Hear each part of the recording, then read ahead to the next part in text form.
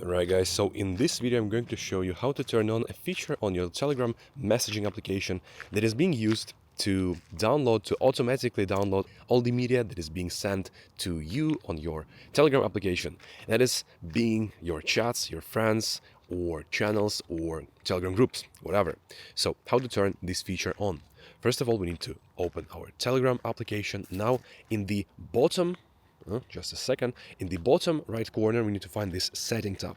Okay, that is being done on iPhone, but the process on Android phones is pretty similar. Okay, you need to find the settings. You tap on it once. You need to find is data and storage on your phone. We tap on it just as well. And now what we need to do is we need to choose the using Wi-Fi or using cellular. We can choose both, to be honest. And then you can see that on cellular, my auto download media is being turned on. Now it is good, it is what I want. Now if I'm going to Wi-Fi, it is for some reason disabled. So if I want to enable it, I will need to tap it just once, just like that. And that is being now turned on.